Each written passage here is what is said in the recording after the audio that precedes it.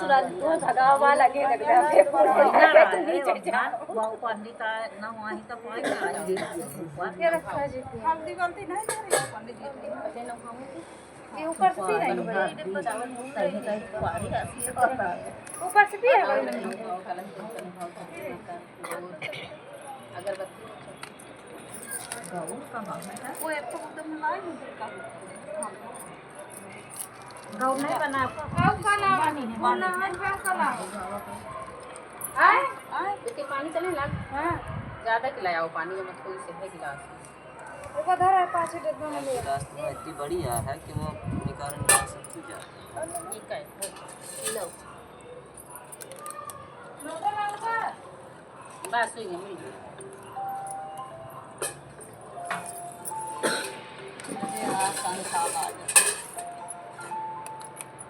सबके बिट्टी बनाओ खाऊंगी हाँ गौ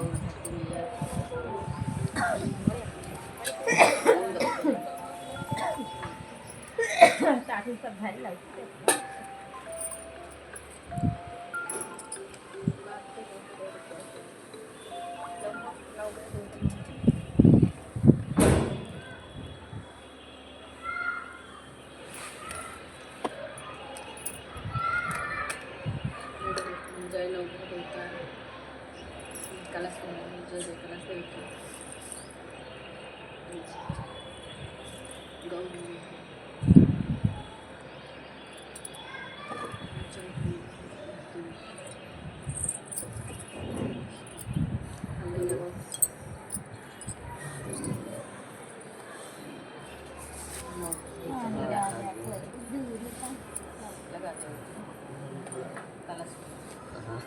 ले फूल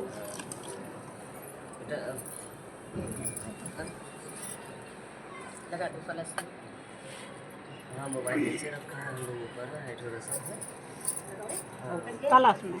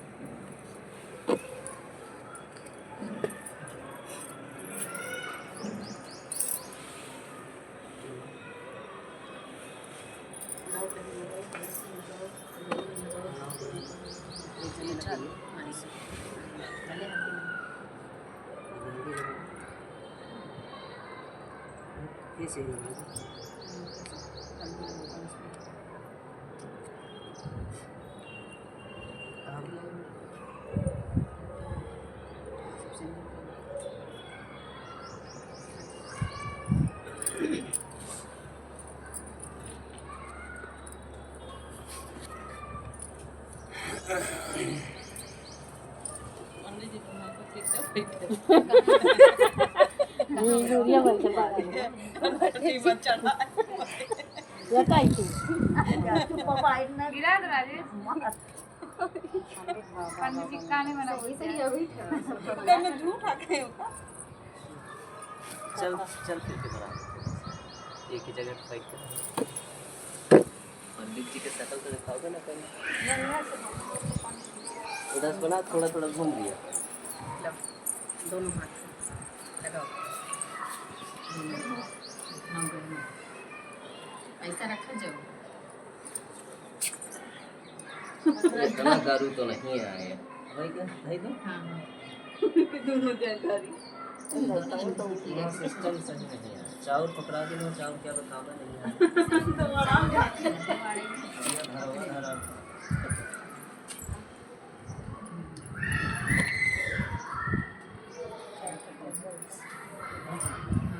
दोनों जने हाथ लगा रखो ले जाओ भैया उनके लगे कुछ खुद का पाई चला यार ए दोनों में को भी हो तो घर के दे दिया सफा से यार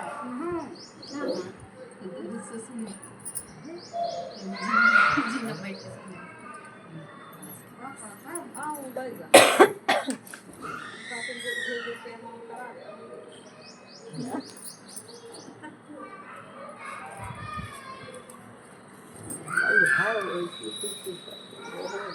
पहले सब चढ़ तो जाए सब सका जगाए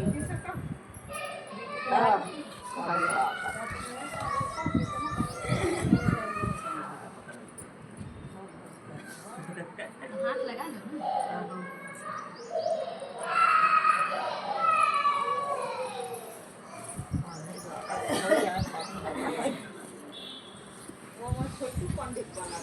हाँ हाँ एकदम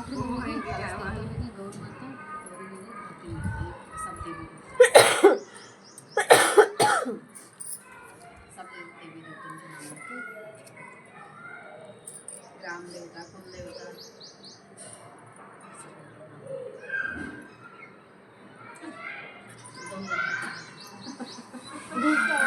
राम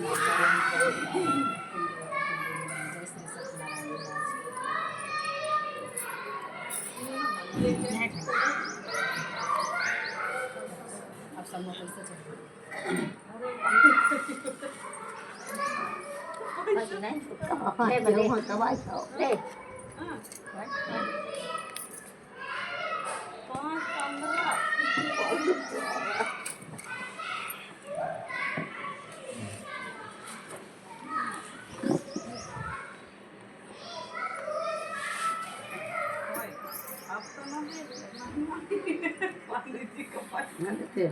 उधार अबे यंगी वाला खाली है तीन कम खाली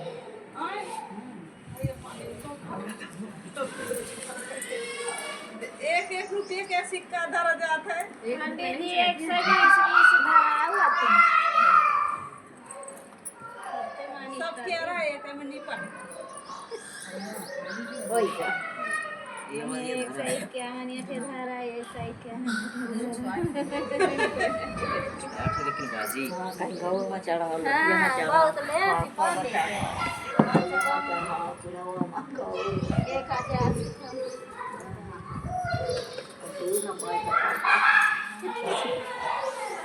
छूट जाते हैं।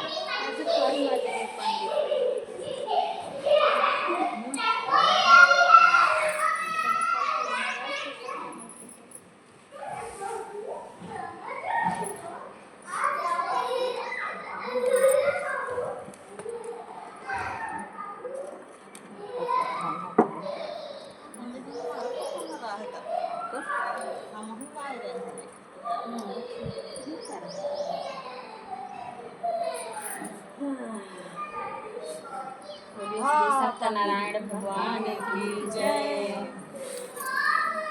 श्री सत्यदेव भगवान की जय सत्य सनातन धर्म की जय बोलते जाओ जय अपने अपने गुरुदेव की जय इष्ट देव की जय बोलिए श्री वृंदावन बिहारी की जय व्यास जी बोलिए एक बार नवमिषा रम्य क्षेत्र नीम सार में शंकादि 88,000 से एकत्रित होकर पौराणिक के सूत्र जैसे पूछने लगे हे महर्षि महामुनि किस व्रत के द्वारा अथवा किस तप के द्वारा वांछित फल की प्राप्ति होती है उन सबको हम सुनना चाहते हैं आप हमें इस रहस्य को बताइए। सूत जी बोले एक बार नारद जी ने कमलापति भगवान विष्णु से जिस प्रकार पूछा था उसी प्रकार मैं आप सबको कहता हूँ उसे ध्यान लगाकर सुनो। एक बार नारद जी दूसरों पर कृपा करने की इच्छा से अनेक लोकों में घूमते घूमते इस मृत्यु लोक में आए। इस मृत्यु लोक में मनुष्यों को अनेक प्रकार के क्लेशों से मुक्त नाना योनियों से उत्पन्न अपने अपने कर्मों से पीड़ित देखकर उन्होंने सोचा कि किस उपाय के द्वारा इनके दुख निश्चित रूप से दूर हों। ऐसा मन में विचार कर नारद जी चले। वहाँ वर्ण वाले 4 भुजा वाले शंख चक्र गदा कदम धारण किए वर्णमाला से अलंकृत नारायण भगवान को देखकर नारद जी उनकी स्तुति करने लगे। हे अनंत शक्ति संपन्न मनवाड़ी से अगम अगोचर आपको प्रणाम है। आप निर्गुण भी हो सगुण भी हो आदि मध्य व अंत से रहित भी हो। कथा सुन वीडियो ना बना आप फोटो ना खींचो कथा सुन कारण हो भक्तों के कष्टों को दूर करने वाले हो या आपकी जय हो। इस स्तुति को सुनकर विष्णु भगवान नारद जी से बोले हे नारद तुम यहाँ क्यों आए हो तुम्हारे मन में क्या है। हे महाभाव महानुभाव तुम मुझे बताओ। नारद जी बोले, मैं सारी कथा आपको सुनाता हूँ। हे प्रभु, व्रत लोके मनुष्य नाना प्रकार के क्लेशों से युक्त हैं, अनेक योनियों को भोगते हुए पाप कर्म से पीड़ित हो रहे हैं। हे प्रभु, उनसे इस कष्ट के श्रवण का कष्ट की समाप्ति का कोई छोटा सा उपाय बताइए, आपकी कृपा हो जाए, मैं सबको सुनाना चाहता हूँ। भगवान बोले, हे वत्स, तुमने संसार की हित कामना से यह प्रश्न किया है। अब मैं तुम्हें वह उपाय बतलाता हूँ जिसे करने से मनुष्य मोह से छूट जाता है। उस उपाय को तुम ध्यान लगाकर सुनो। हे ब्राह्मण श्रेष्ठ, एक व्रत है जो स्वर्गलोक एवं मृत्यु लोक में दुर्लभ है। उस व्रत को तेरे प्रेम के कारण आज प्रकाशित कर रहा हूँ। श्री सत्यनारायण भगवान का एक व्रत है, उसको विधान पूर्वक करने से मानव शीघ्र सुख की प्राप्ति करता है और अंत में मोक्ष को प्राप्त करता है। भगवान के इस प्रकार के वाक्य को सुनकर श्री नारद जी मुनि बोले, हे नाथ, उस व्रत का क्या फल है, क्या विधान है और उस व्रत को किस प्रकार किया जाता है, किस किसने किया है। हे प्रभु, मुझे विस्तार पूर्वक बतलाइए कि इस व्रत को कब करना चाहिए। श्री भगवान बोले, हे नारद, ध्यान लगाकर सुनो। यह व्रत दुख शोक का मिटाने वाला है, धन धान्य को बढ़ाने वाला है, सौभाग्य और संतान को देने वाला है, सब जगह विजय कराने वाला है। इसके लिए दिन का बंधन नहीं है, किसी भी दिन किया जाता है, किसी भी दिन इस व्रत को किया जा सकता है, लेकिन इसमें भक्ति और श्रद्धा की परम आवश्यकता है। अर्थात जो धूम बेला में ब्राह्मण अपने बंधुओं सहित धर्म में तत्पर होकर सत्यनारायण भगवान की पूजा करनी चाहिए। सवा शेर नैवेद्य अर्पण करें, मिठाई भोज सामग्री समर्पित करें, भगवान का प्रिय फल केला, स्नान गेहूं के चूर की पंजीरी, चावल के चूर की पंजीरी, इसमें समस्त सामग्री सवाई से 1.25 किलो एकत्र करके समर्पित दक्षिणा देकर बंधुओं सहित सत्य की कथा सुनकर प्रसाद वितरण करें, का साथ ब्राह्मणों को भोजन करावें, स्वयं भक्तिपूर्वक भगवान का प्रसाद लें, नृत्य गीत कथा कीर्तन का आयोजन करें। इसके बाद सभी अपने अपने स्थान पर सत्यदेव का आराधना करते हुए जाएं। ऐसा करने से मनुष्य की कामना सिद्ध निश्चित रूप से होगी। विशेषकर कलयुग में कोई दूसरा उपाय इससे सुगम नहीं है। बोलिए श्री सत्यदेव भगवान की जय। सूत जी बोले, हे ऋषियों, अब मैं आपको ये बतलाता हूँ कि ये व्रत पहले किसने किया। प्रसिद्ध वृत्तांत है। सुंदर काशी नगर में एक गरीब ब्राह्मण रहता था। भूख प्यास से व्याकुल होकर वह ब्राह्मण नित्य प्रति पृथ्वी पर भटका करता था। ब्राह्मणों से प्यार करने वाले अथवा ब्राह्मणों ब्राह्मण को देखा, एक वृद्ध ब्राह्मण का रूप बनाकर उस ब्राह्मण के पास आकर आदर पूर्वक से कहा, हे ब्राह्मण, तुम दीन हीन की भांति इस पृथ्वी पर क्यों विचरण करते हो। हे श्रेष्ठ ब्राह्मण, मैं सब तुम्हारी बात तुम्हारी कथा सुनना चाहता हूँ, तुम मुझसे कहो। ब्राह्मण बोला, मैं जाति का ब्राह्मण हूँ, अत्यंत गरीब हूँ, भिक्षा के लिए पृथ्वी पर घूमता हूँ। हे प्रभु, यदि आप मुझे मुक्ति का उपाय जानते हो तो मुझे बताने की कृपा करें।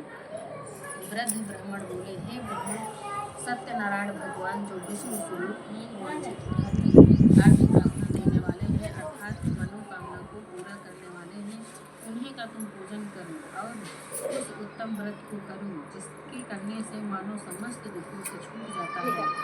और उस व्रत का विधान भी जैसा पूर्व में बताया जा चुका है। ब्राह्मण को यत्न पूर्वक बतलाकर वृद्ध ब्राह्मण रूप वाले सत्यनारायण भगवान वहीं अंतर्ध्यान हो गए। जो उस वृद्ध ब्राह्मण ने कहा, मैं अब उस व्रत को करूँगा, ऐसा सोचकर ब्राह्मण को रात्रि में निंद्रा नहीं आई।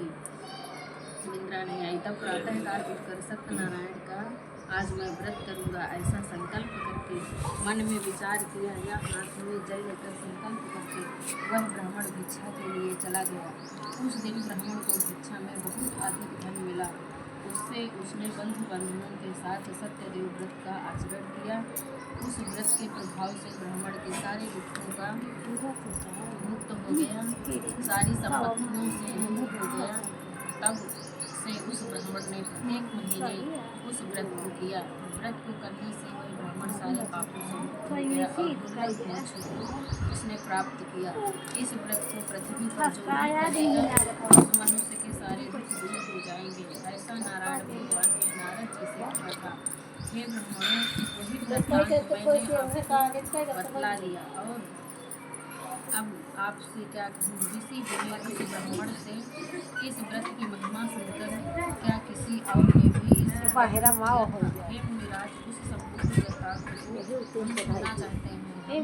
उत्पन्न हुई है। सूत जी बोले, हे मुनियों, आप लोग जिसने ये व्रत इस पृथ्वी पर किया है, एक बार यह श्रेष्ठ ब्राह्मण अपने वैभव के साथ भाई बंधुओं के साथ व्रत कर रहा था। इसी बीच में कोई लकड़हारा वहाँ आ गया। बाहर लकड़ी के गट्ठे उठाकर ब्राह्मण के घर आया। वह प्यास से पीड़ित था, लेकिन भगवान को व्रत का अनुष्ठान करते देख प्रणाम करके ब्राह्मण से बोला, यह आप क्या कर रही हैं? ये प्रश्न मुझे विस्तार पूर्वक बताइए। इसके करने से क्या फल मिलता है? ब्राह्मण बोला, ये सारी मनोकामनाओं की पूर्ति करने वाले सत्यदेव भगवान हैं। इन्हीं की कृपा से मेरे घर धन्य धान्य हुआ है। उस ब्राह्मण से ऐसे सत्यनारायण भगवान के व्रत के विषय में सुनकर वह लकड़हारा बड़ा प्रसन्न हुआ। वह जल पीकर प्रसाद लेकर नगर की ओर चला गया। वह सत्यदेव का स्मरण करता जा रहा था। सोच रहा था कि लकड़ी बेचने से आज जो धन मिलेगा उसी से मैं सत्यदेव के लिए व्रत करूँगा। ऐसा सोच लकड़ियों का गट्ठर माथे पर रख वह उस गाँव से चला गया जहाँ धनी लोग रहते थे। उस दिन लकड़ियों का दूना मूल्य प्राप्त हो गया। फिर तो प्रसन्न मन से पके पके बेले के फल लिए, शक्कर, घी, दूध लिया, गेहूं का आटा लिया, सभी सवा से सवाई मात्रा में लेकर फिर भाइयों को बुलाकर विधि पूर्वक उस व्रत को किया। उस व्रत के प्रभाव से वह लकड़हारा धन से युक्त हुआ। इस लोक में सुख पाकर अंत में वैकुंठ को गया। बोलिए श्री सत्यदेव भगवान की जय।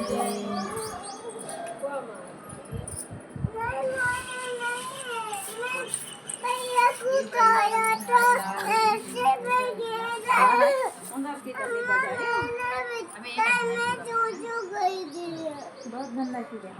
क्यों कर दिया? पहले रहो गीले कपड़े, हम क्या करें? यूट्यूब का काम कर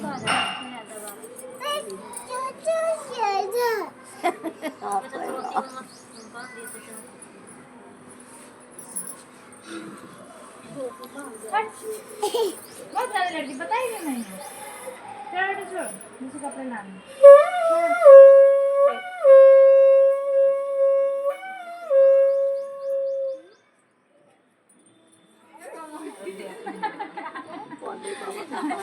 पंडित जी का नहीं थे ना बाजू से नहीं थे बाजू। ऐसा करती रही।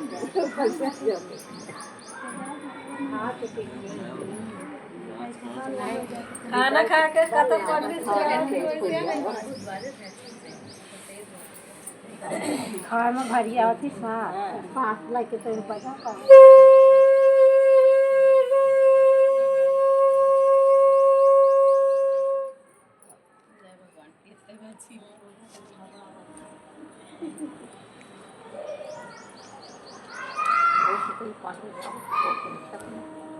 तुम कहाँ चाहिए? सूत जी बोले, हे मुनि श्रेष्ठों, अब मैं तुमसे आगे की कथा कहता हूँ। प्राचीन काल में अल्पनाम का एक महान विद्वान राजा था। वह जितेंद्रिय एवं सत्यवादी था। वह प्रतिदिन मंदिर में जाता था और विद्वान ब्राह्मणों को धन देकर संतुष्ट किया करता था। उसकी पत्नी कमल के समान रूप वाली सती और यौवन संपन्न थी। वे दोनों चंद्रशिला नदी के किनारे एक बार सत्यदेव का व्रत कर रहे थे। इसी बीच एक साधु नामक वैश्य वहाँ आया। वह व्यापार के लिए बहुत धन नाव में लाया था। नाव को किनारे पर खड़ी करके वह राजा के पास पहुंचा और उस राजा को व्रती देव उसने नियम पूर्वक राजा से व्रत पूछा। साधु वैश्य बोला कि हे राजन, आप क्या करते हैं? आप सब बात स्पष्ट बताइए, मैं इस समय सुनना चाहता हूँ। राजा बोला, हे साधु, मैं अतुल तेज वाले विष्णु भगवान की पूजा कर रहा हूँ और अपने स्वजनों के साथ आदि कामनाओं से पूर्ति के लिए इनका व्रत करना चाहता हूँ। राजा के इन शब्दों को सुनकर वह वैश्य साधु आदर पूर्वक बोला, हे राजन, मुझे सारी बात बताइए, मैं आपकी बताई बात को अवश्य करूंगा, क्योंकि मेरे संतान नहीं है, इससे निश्चित रूप से संतान होगी। से लौटकर आनंद वैश्य अपने घर आ गया। उसने अपनी पत्नी को वह संतान लाता व्रत बतलाया। मैं भी इस व्रत को करूँगा जब मेरे संतान हो जाएगी। इस प्रकार उस साधु वैश्य ने वह समस्त वृत्तांत अपनी पत्नी लीलावती को बतलाया। एक दिन प्रभु कृपा से उसकी पतिव्रती स्त्री लीलावती पति के साथ आनंद पूर्वक स्त्री धर्म का परायण होती हुई सत्यदेव की कृपा से उसके 10वें महीने में कन्या रूपी रत्न पैदा हुई। वह कन्या दिन दिन उसी तरह बढ़ने लगी जैसे शुक्ल पक्ष की चंद्रमा बढ़ा करता था। तब उस वैश्य ने अपनी पुत्री का नामकरण कर दिया और कलावती नाम रखा। इसके बाद लीलावती ने अपने पति से मधुरता पूर्वक प्रेम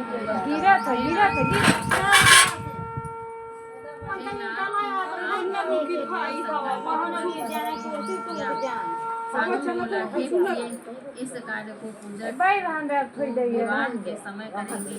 पत्नी को इस प्रकार आश्वासन देकर वह वैश्य नगर को चला गया। तब कलावती अपने पिताजी के घर पर बड़ी हो गई। अपनी कन्या को नगर में देखा तो कन्या को धर्मज्ञ उस वैश्य ने अपनी पत्नी से विचार कर शीघ्र ही तुम जाओ और मेरी पुत्री के विवाह के योग्य वर की तलाश करो। वैश्य ने आज्ञा कलकत्ता नामक नगर में गए। वहाँ से गुणवान वैश्य को देखकर जाति के लोगों के साथ भाई उस साधु वैश्य ने विधि पूर्वक शुभ बेला में उस वैश्य को कन्या दे दिया। परंतु भाग्य की बात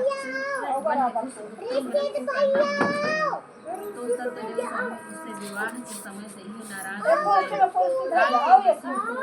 कर्म से वैश्य अपने जमाई के साथ शीघ्र व्यापार के हेतु चल दिया। समुद्र के किनारे स्थित सुंदर रत्नसारपुरी बम्बई में जाकर ससुर जमाई ने शीघ्र व्यापार प्रारंभ कर दिया। उसके उपरांत ये चंद्रकेतु राजा के सुंदर नगर में गए। इसी नगर समय भगवान सत्यनारायण प्रभु अपने इस वैश्य की भ्रष्ट प्रतिज्ञा को देखकर इसे साफ दे दिया। इसे दारुण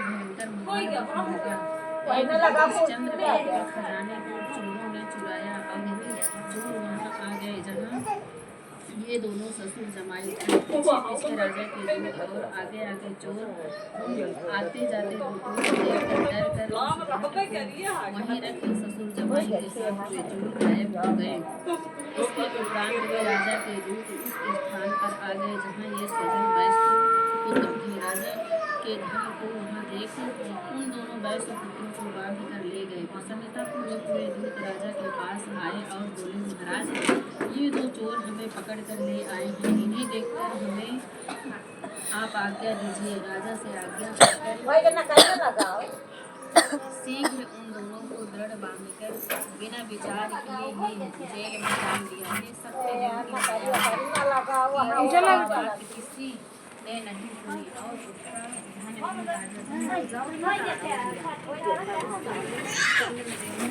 के साथ उसकी पत्नी अत्यंत दुखी हो गई। जो कुछ भी धन घर में था उसे चोर चुराने गए। आदि मानसिक पीड़ा व्याधि बीमारी रोग से उन्हें घेर लिया। वे हो गई। आने की चिंता से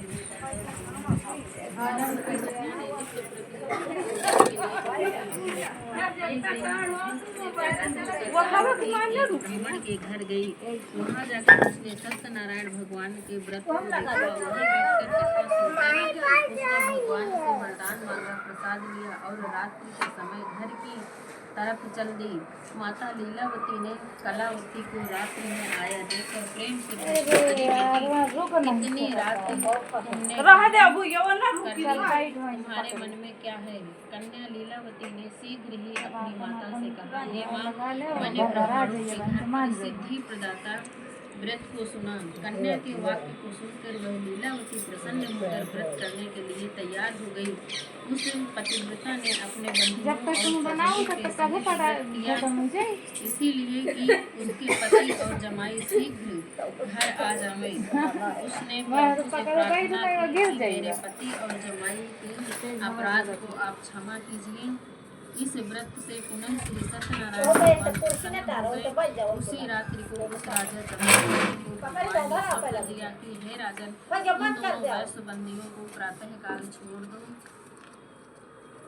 छोड़ देना। उनका वह सारा धन दे देना जो तुमने लिया है, अन्यथा तेरे राज्य, धन और पुत्र को नष्ट कर दूंगा। राजा को स्वप्न में ये आभास कराकर भगवान अंतर्ध्यान हो गए। इसके बाद प्रातः काल राजा ने अपने स्वजनों के साथ सभा में बैठकर अपने सभासदों से स्वप्न की बात कही कि बांधे गए उन दोनों वैश्य पुत्रों वे राजकर्मचारी राजा के वचनों को सुनकर उन वैश्य पुत्रों को मुक्त करके राजा के सामने लाकर सबने बोले, हे महाराज, ये दोनों वैश्य पुत्र बंधन से मुक्त करके आपके सामने उपस्थित हैं। इसके उपरांत महाजनों ने उस राजा चंद्रकेतु को प्रणाम किया। पूर्व वृत्तांत का स्मरण करके वैश्य पुत्र ससुर जमाई कुछ भी नहीं बोले। राजा उन वैश्य पुत्रों को देखकर आदर पूर्वक उनसे बोला, तुमने दैव योग से महान दुख प्राप्त किया है, अब तुम्हें किसी प्रकार का भय नहीं है। राजा ने उनकी बेड़ियां अलग कराई और उनका छोर कर्म कराया, हजामत कराई। राजा ने उन्हें वस्त्र और अलंकार दिए, संतुष्ट करके सुरक्षित करके उन्हें वाणी से संतोष किया। पहले जो धन लिया था उसे दुगना करके दे दिया। फिर राजा ने उनसे कहा कि अब आप लोग दोनों अपने राज्य को जाएं।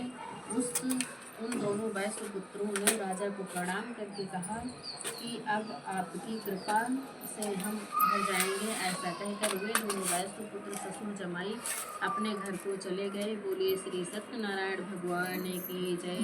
तृतीयो अध्याय समाप्त।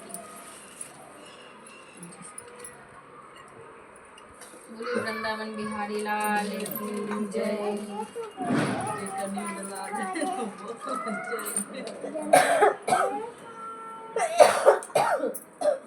कथा भागवत सुनत के घाई हो गया है। और मेरे नहीं आवाज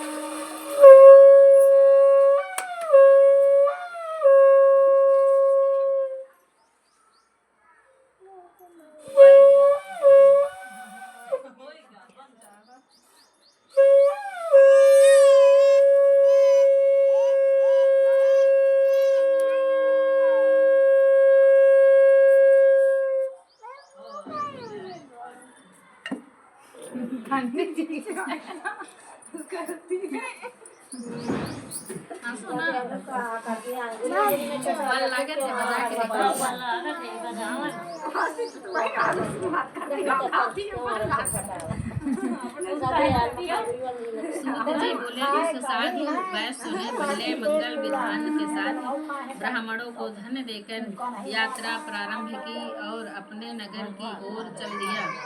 उस वैश्य को कुछ दूर जाने पर सत्यनारायण भगवान ने उसकी भावना को जानने की इच्छा से उसकी नाव के पास जाकर पूछा कि तेरी नाव में क्या है। इसके उपरांत ये मदोन्मत्त वैश्य अनादर की भावना से उपहास करता हुआ बोला, अरे दंडी स्वामी, क्या कुछ धन लेना चाहते हो? मेरी नाव में लता पत्रादि है। भगवान उसके ऐसे निष्ठुर वचन को सुनकर बोले, जा, तेरे वाक्य तुझको सत्य हो। ऐसा कहकर दंडी स्वामी वहाँ से चले गए और थोड़ी दूर पर समुद्र के किनारे जाकर ठहर गए। दंडी स्वामी के चले जाने पर उस वैश्य ने नित्य क्रिया की और उसने अपनी नाव को उठा लिया। देखा तो परम आश्चर्य में पड़ गया। उसने देखा कि नाव में तो धन धान्य की कुछ भी नहीं है, वहाँ तो लता पत्रादि है। तो मूर्छित होकर पृथ्वी पर गिर पड़ा। होश आने पर वह वैश्य बहुत अधिक चिंता से युक्त हो गया। इसके बाद उसके जमाई ने कहा, आप शोक क्यों करते हो? ये साप तो दंडी स्वामी का दिया हुआ है, वे ही सब कुछ करने में समर्थ हैं, इसमें कोई संशय नहीं है। अतः उन्हीं की शरण में जाने से मनोकामना की पूर्ति होगी। जमाई जी के वचनों को सुनकर उस वैश्य ने दंडी स्वामी के पास गए। उन दंडी स्वामी को देखकर भक्तिपूर्वक प्रणाम करके आदर सहित वह वैश्य बोला, हे प्रभु, मैंने जो कुछ भी आपसे कहा है उसे आप क्षमा कीजिए। इसी प्रकार बार बार प्रणाम करता हुआ वह वैश्य अत्यंत शोकाकुल हो गया।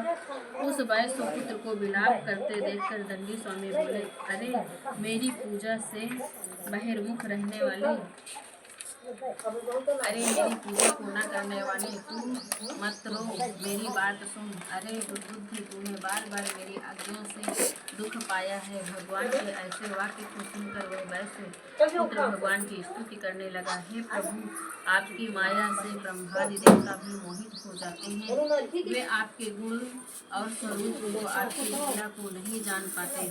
मैं तो मूर्ख प्राणी हूँ, आपकी माया से मोहित हूँ, आपको कैसे जान सकता हूँ? आप मुझ पर प्रसन्न हो जाइए, मैं आपकी अपने वैभव के अनुसार पूजा करूँगा। मैं आपकी शरण में हूँ, आप मेरी रक्षा करें, मेरी पूर्व जैसी धन संपत्ति हो जाए। उस वैश्य की भक्ति वाक्य सुनकर भगवान शीघ्र ही प्रसन्न हो गए। उसको मनोवांछित वर देकर भगवान वहीं अंतर्ध्यान हो गए। तब नाव पर चढ़कर और नाव को धन से भरा देखा। वह बोला कि भगवान सत्य देव की कृपा से मेरी कामना पूरी हो गई है। ऐसा कहकर अपने स्वजनों के साथ सत्य देव की यथाविधि पूजा करके बड़ी प्रसन्नता के साथ पूजा को पूरा करके नाव को तैयार कर अपने देश के लिए गमन किया। साधु वैश्य अपने जमाई से बोले, देखो ये मेरी रत्नपुरी है, अपने वित्त रक्षक को अपने घर भेजा। इसके बाद रत्न नगर में गया।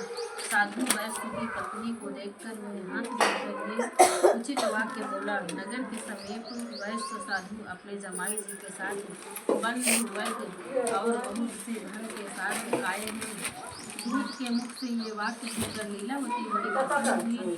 उस समय सत्यदेव की पूजा समाप्त कर वह अपनी पुत्री कलावती से बोली, मैं तो उसके दर्शन को जा रही हूँ, तुम भी शीघ्र आना। ऐसा माता के वचनों को सुनकर वह व्रत प्रसाद को त्याग वह भी अपने पति के दर्शन को चल दी। इससे सत्यदेव नाराज हो गए। भगवान ने उसके पति, नाव और धन को जल में डुबो दिया। जब कलावती ने अपने पति को नहीं देखा तो महान शोकाकुल होकर रोती हुई पृथ्वी पर गिर पड़ी। नाव की ये हालत देख और कन्या को अत्यंत दुखी देख साधु वैश्य डर कर सोचने लगा, क्या आश्चर्य हो गया। साथ ही जब नौका चालक भी चिंता में पड़ गए। लीलावती अपनी कन्या कलावती की इस हालत को देखकर बड़ी व्याकुल हो गई। अत्यंत दुख के साथ विलाप करती हुई वह अपने पति से बोली। इस समय नौका के साथ वह जमाई कहाँ लोप हो गए, न जाने कौन से देवता के अपराध से नाव का हरण हो गया है। अरे सत्यदेव की महिमा कौन जानता है, कौन जान सकता है। ऐसा कहकर अपने स्वजनों के लगी। तब लीलावती ने अपनी कन्या कलावती को अपने गोद में ले लिया। इसके उपरांत कलावती ने अपने स्वामी को नष्ट हुआ जान दुखी होकर अपने पति की खड़ाऊ लेकर उसका अनुसरण करने की अर्थात करने की उसने मन में सोची। कन्या के इस कृत्य को, इस काम को देख लीलावती सहित वह साधु अत्यंत शोक से पीड़ित हुआ। उस धर्मात्मा ने सोचा कि सत्यदेव ने ही इस नाव और जमाई का हरण किया है, सत्यदेव की ही ये माया है। उसने सबको बुलाकर अपना मनोरथ कहा कि मैं अपने वैभव के अनुसार, अपने स्वरूप के अनुसार सत्यदेव की पूजा करूंगी। पृथ्वी पर उसने दंडवत प्रणाम किया, बार बार प्रणाम किया। इससे दीनानाथ सत्यदेव प्रसन्न हो गए। तभी आकाशवाणी हुई। भक्त वत्सल भगवान बोले, अरे साधु वैश्य, तेरी पुत्री मेरा प्रसाद छोड़कर पति के दर्शन को आई है।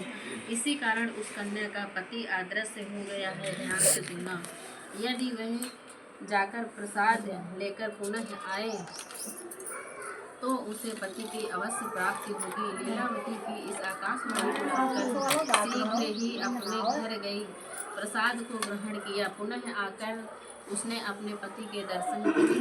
इसके उपरांत कलावती अपने पति से बोली, हे पिताजी, अब जल्दी घर को चलो, विलंब क्यों करते हो। कन्या के इस वाक्य को सुनकर वह साधु वैश्य संतुष्ट हो गया। उसने सत्यदेव का पूजन विधि विधान से किया। वह धन को लेकर बंधुओं सहित अपने घर गया। पूर्णमासी और संक्रांति को उसने सत्यदेव का पूजन किया। इस लोक में सुख पाकर वह अंत में सत्यपुर अर्थात वैकुंठ को चला गया। बोलिए श्री सत्यदेव महाराज की जय। चतुर्थो अध्याय श्री स्कंद पुराणे रेवाखंडे श्री सत्यनारायण व्रत कथायां चतुर्थो अध्याय समाप्त। श्री वृंदावन बिहारी लाल की जय। बेटे थोड़ी सी घी डाल दे। मिट्टी खंभा पकड़ भाई थी दीदी खिलाओ ना।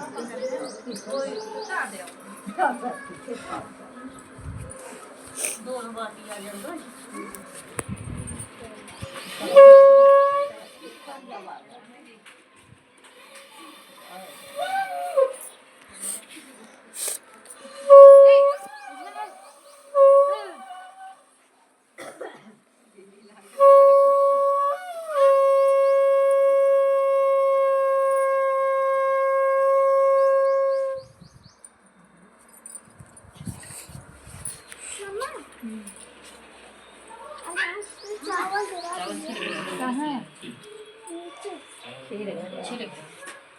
कैसे गिरा दी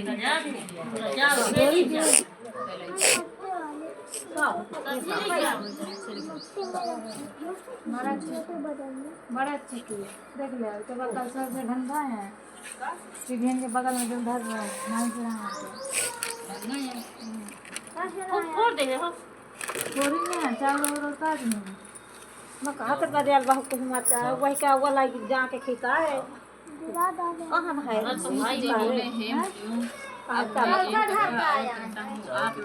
चावल रह गया है प्राचीन काल में इस गिर गई भले के कल सब है ना खुआ प्रजापालक था। उसने सत्यदेव को दोनों भी लाए हैं प्रसाद प्रसाद को त्याग कर दुख प्राप्त किया। वन में शिकार खेलने गया तब एक बरगद के पेड़ के नीचे आया। इसने देखा कि ग्वाले प्रसन्न होकर भक्तियुक्त होकर सत्यदेव की पूजा कर रहे हैं। राजा ने इसे देखकर अभिमान के कारण वहां जाकर प्रणाम नहीं किया। तभी सभी वाले राजा के पास प्रसाद देकर आकर सभी ने अपना अपना प्रसाद इसके बाद प्रसाद को त्याग कर राजा ने बहुत दुख उठाया। उस राजा के 100 पुत्र नष्ट हो गए। धन धान्य नष्ट हो गया। तब मन में विचारा तो उससे निश्चय हुआ कि श्री सत्यनारायण भगवान ने ही सब कुछ नष्ट कर दिया है। अब मैं वहीं जाता हूँ जहाँ सत्यदेव का पूजन होता है। ऐसा मन में विचार कर वह राजा ग्वालों के पास गया। तब उस राजा ने उस ग्वालों के साथ सत्यदेव का पूजन सत्यदेव की कृपा से वह धन धान्य से हो गया। इस लोक में सब सुख पाकर अंत में वैकुंठ हो गया। जो लोग अपने इस परम दुर्लभ सत्य के व्रत को करते हैं और भक्ति से युक्त प्रदान करने वाली फलदायी इस कथा को सुनते हैं। सत्यदेव की कृपा से उनके धन धन्य हो जाता है। सत्यदेव की कृपा से गरीब को धन मिलता है, बंधन वाले के बंधन छूट जाते हैं। सत्यदेव की कृपा से धरे हुए टेढ़ा निकल जाते हैं, इससे कोई भी संशय नहीं है। वह व्यक्ति इच्छित फल को प्राप्त कर अंत में वैकुंठ हो जाता है। हे ब्राह्मणों, ये सत्यदेव का व्रत मैंने तुमको बतलाया है, जिसके करने से मानव सभी प्रकार के विषयों से मुक्त हो जाता है। विशेषकर कलयुग में सत्यदेव दर्शन देने वाली है। कुछ इसे सत्य कहते हैं, कुछ इसे भगवान कहते हैं, कुछ इन्हें सत्यनारायण, कुछ इसे सत्यदेव स्वामी कहते हैं। अनेक रूप धारण करके सत्यदेव अपने भाव को पूर्ण करते हैं। कलयुग में सत्यव्रत रूपी सनातन विष्णु सत्यदेव के रूप धारण कर सभी को मनोकामनाओं की पूर्ति करते हैं। हे मुनि श्रेष्ठों, जो मनुष्य इस वृत्तांत का नित्य पाठ करते हैं, सत्यदेव की कृपा से उनके पाप नष्ट हो जाते हैं। हे मुनियों, जिन्होंने यह व्रत किया, उनके अगले जन्मों की कथा भी तुम्हें मैं सुनाता हूँ। जो सतानंद नामक ब्राह्मण था, वह सुदामा नामक ब्राह्मण हुआ। उसने जीवन भर श्री कृष्ण का ध्यान किया एवं मोक्ष को प्राप्त किया। जो लकड़हारा था, वह निषाद राज भेल बना, जिसने भगवान श्री राम की सेवा करके परम मोक्ष को प्राप्त किया। उल्का मुख नाम के जो राजा हुए, वो दशरथ राजा महाराज दशरथ हुए। वे श्री रंगनाथ की पूजा करके वैकुंठ धाम को गए। धार्मिक सत्यव्रती वह साधु नामक वैश्य मौरध्वज नामक राजा हुआ, जिसने सुत पर आरा चलाकर प्रभु को प्रसन्न कर मोक्ष को प्राप्त किया। तुंगध्वज नाम के राजा स्वयंभू मनु हुए, जो सबको भगवत भक्त बनाकर वैकुंठ धाम को गए। बोलिए श्री सत्यनारायण भगवान की जय। इति श्री स्कंद पुराणे रेवा खंडे श्री सत्यनारायण भगवान कथायां पंचमो अध्याय समाप्त। श्री सत्यनारायण भगवान की जय।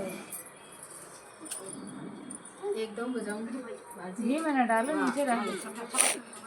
ये भैंस यो बना लेना। गाँव में सेंदूर से नहीं भरवाया हूँ पंडित जी। लोग मुझसे बोले पहले भरवा हो गया था, भरा नहीं आना मतलब मैं सुबह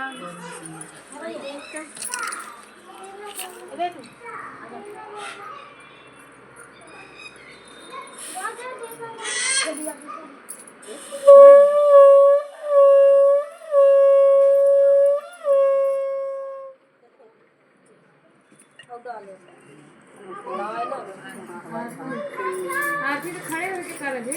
यहाँ आदमी बना दे।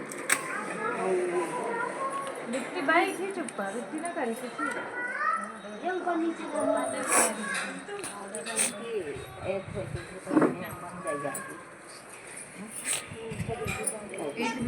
खाली दवाते कहते थे बिट्टी का कहे एक थाली लाओ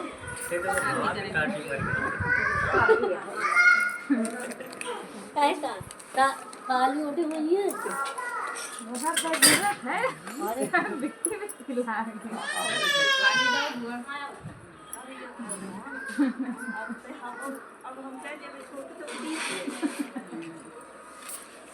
हाँ एक जीरो से एक पार है।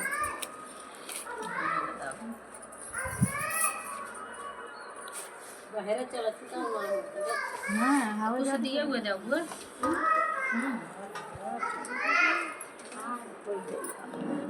अब ये बदला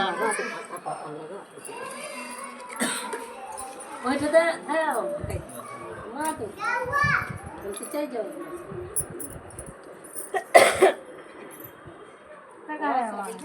चावल छिड़क क्या दाल हम लोग चावल छिड़क क्या हुआ नहीं दे रहे हैं उधर पानी पीने चढ़ा सब छिड़क के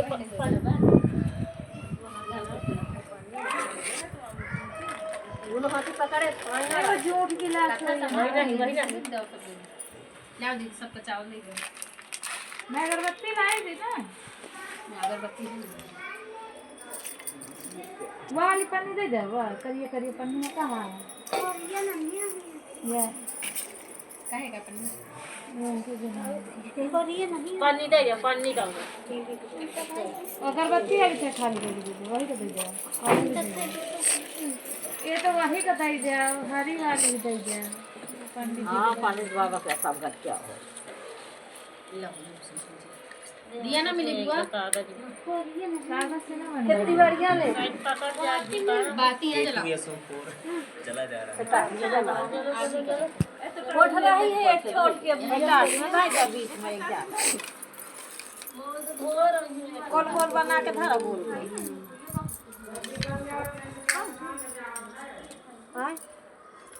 हाँ होएगा है आरती बसा बची है पानी ना धाते कौन सा लाया आपको अरे हाँ होएगा है आरती बस हो जाए होएगा पानी से काम जल्दी करो टेंट वाले आ गए सामान ले ले जाए अपन पीछे घर से मोहन क्या होती ना हाँ मोहन क्या टेंट वाले आ गए सामान लेने जल्दी करो मोहन क्या होती ना माचिस दे दी ना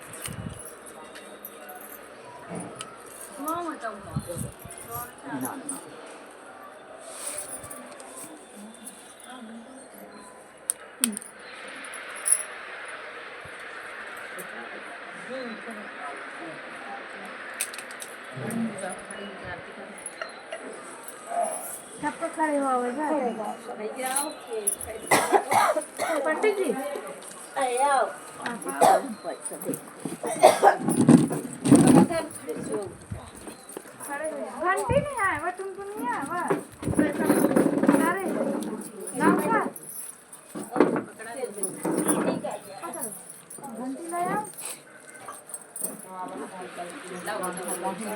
अब रुके सीढ़ी खाली हो गई पकड़े ना मंडप वाला पिंक का पालक है पकड़े ना सवेरे कहा था आओ खोल ले जी क्या खाना और भी यार ये हमारा ऐसे कर दिया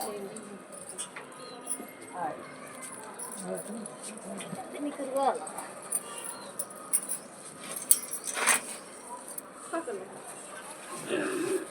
खाली पकड़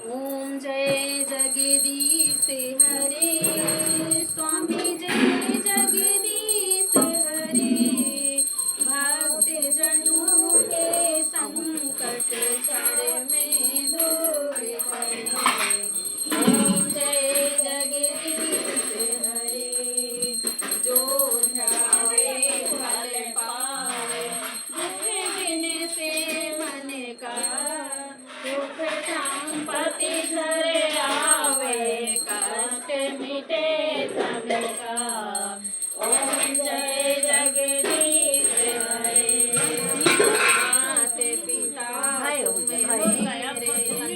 मेरे गम किसी तुम्हें बिने और न दूजाया से करूं जिसकी ओम जय जगदीश हरे तुम्हें पूरण परमात्मा तुम्हें अंतर्यामी पार ब्रह्म परमेश्वर तुम्हें सबके स्वामी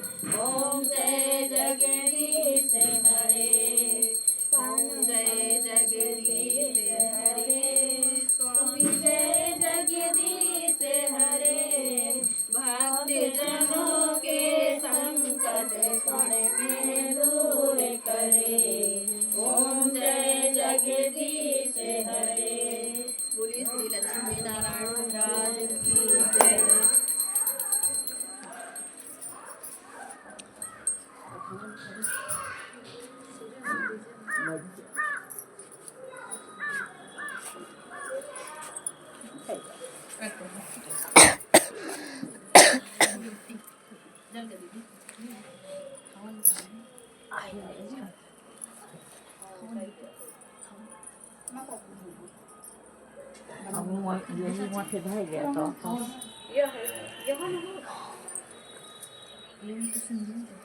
सिंदूर वो भाना सिंदूर वो धारा सिंदूर तो आरती पंडित जी आरती ले वहाँ तब तक आरती बुझाएंगे हाँ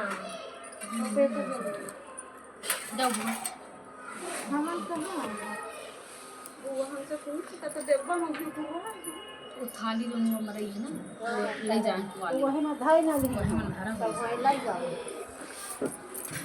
ए बिट्टी जटे बता दी धारा तो लाया जी दे दे सही तरह ले पानी का रहा घी हो तो वाला अंगूर रे खा हाँ गुड़ ले आओ वो घी रखा गुड़ ले आओ कासे घी वो मत वो तानिन के अलग का हद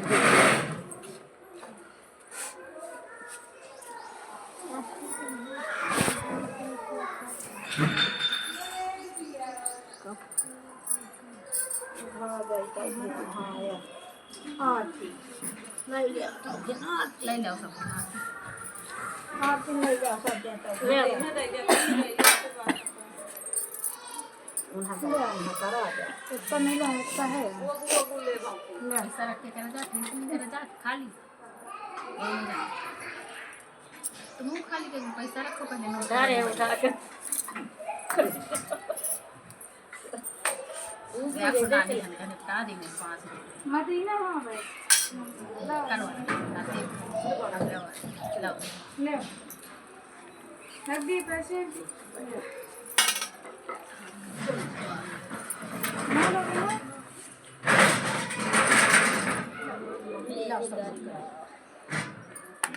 नहीं दया गया भाग दिया ये पहली भाग थी पाव दिया ले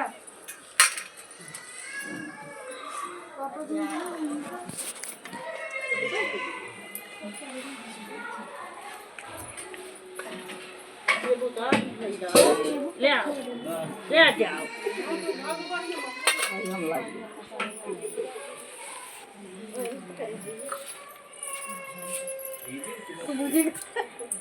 ये बुझ गए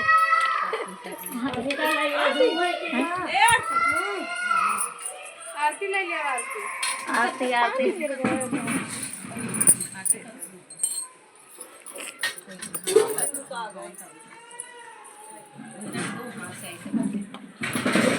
पकड़ लो बुझा के तो कर देता हूं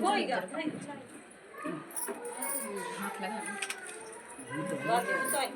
ठीक है मिला लो सब मिला ओम श्री गणेशाय नमो नमः स्वाहा ओम ग्राम देवताय नमो नमः स्वाहा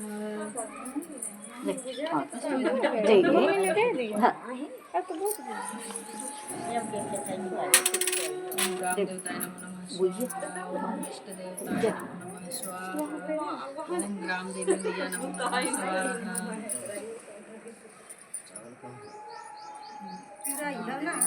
स्वाहा ओम इष्ट देवाय नमो नमः स्वाहा ओम तरंगा के भैरव बाबा नमो नमः स्वाहा ओम बहरा के वीर बाबा नमो नमः स्वाहा और एक उतार के करुआ का काल बाबा नमो नमः स्वाहा ओम धरती मैया नमो नमः स्वाहा ओम नवग्रह देवाय नमो नमः स्वाहा ओम श्री कामतानाथ महाराज नमो नमः स्वाहा स्वाहा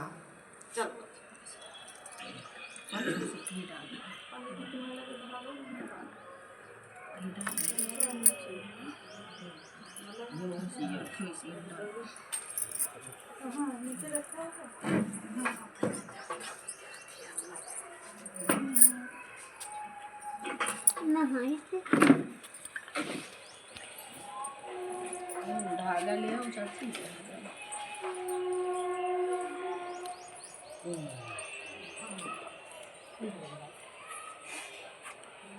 रोटन बना के जाता है ना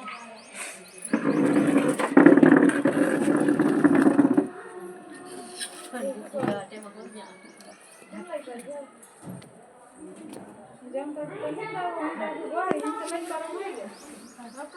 यहाँ टिका लाई करो बड़ी अम्मा कलश देवता नहीं जा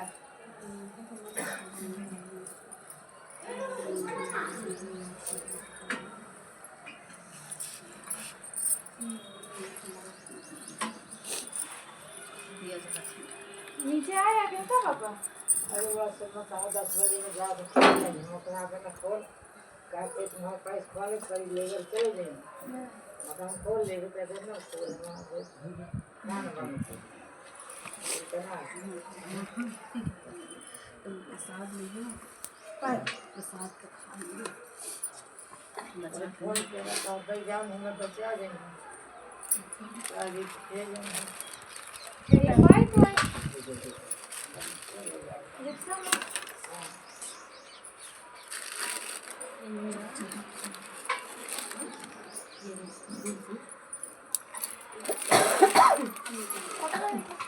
मैं ले दो गंदा का और है लगा दे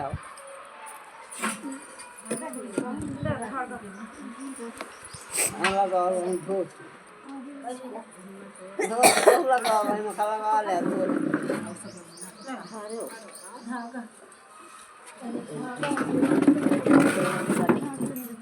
हजारे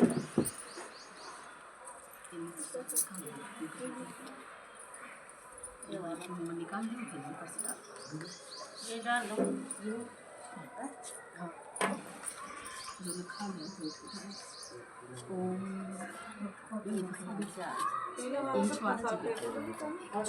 बना छोड़ा कोई ये कहता बाप दे दे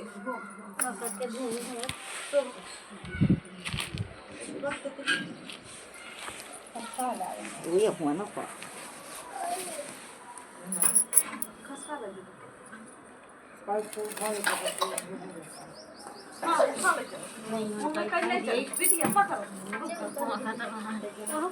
उठाओ भैया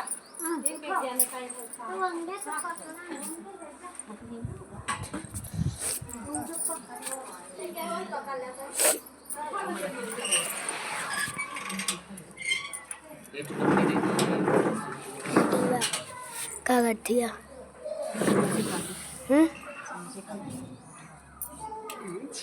ये व्यापार खजवा पहले वो बहुत लाइक कर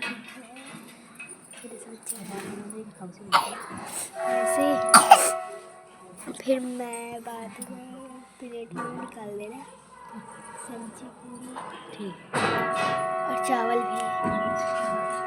भी चाहिए सब्जी पूरी बस हो गया